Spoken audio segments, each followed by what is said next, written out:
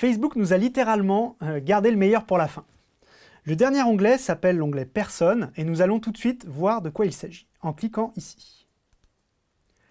Alors là, c'est littéralement la magie.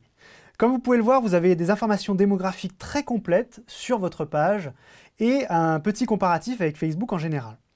Comme vous pouvez le voir sur la page de la fée, on a 92% de fans qui sont des femmes, contrairement à 46% pour tout Facebook, 7% d'hommes, et puis on a 1% d'extraterrestres, probablement, de gens qui n'ont pas rentré en tout cas leur genre féminin ou masculin.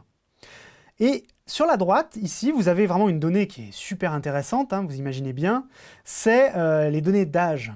Donc là, par exemple, pour la fée, on a 1% des personnes qui sont entre 13 et 17, 15% entre 18 et 24, et le plus gros des fans sont entre 25 et 34, ce qui n'est pas si logique que ça quand on y pense, puisque c'est un peu l'âge où les gens décident de se marier.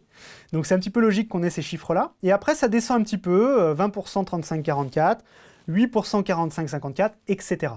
Donc là, c'est une donnée cruciale pour vous. Évidemment, au début, quand vous allez créer votre page, vous aurez très peu d'informations, vous aurez un échantillon trop petit. Mais à partir de 300, 500, 1000 fans, ça commence à vraiment devenir intéressant. Ensuite, un petit peu dessous, vous avez le pays de provenance de vos fans. Donc évidemment, pour la fée, c'est la France qui est en tête, cocorico. Nous avons ensuite la Belgique, le Canada, les États-Unis d'Amérique, la Suisse, l'Algérie, la Tunisie, le Royaume-Uni, l'Espagne et la Réunion. Et on peut même aller plus loin, puisqu'on peut aller voir également les villes. Et on voit bien que les principaux fans de la fée sont à Paris ou en Île-de-France. Ensuite, à Limoges, c'est normal, elle a démarré là-bas. À Lyon, c'est normal, elle a travaillé là-bas. À Nice, et dans la Provence-Côte d'Azur, c'est normal puisqu'on est installé à Cannes maintenant. Ensuite viennent Toulouse, ensuite Cannes, alors ils ont séparé Nice et Cannes, Marseille, Bordeaux, etc. Et vous avez dans le troisième tableau les langues. Alors évidemment, dans notre cas, c'est le français qui gagne encore.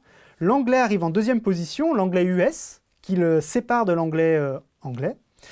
Ensuite, le français canadien, qui est également séparé du français, etc., etc. Vous avez également un onglet qui vous met « Voir plus » en dessous.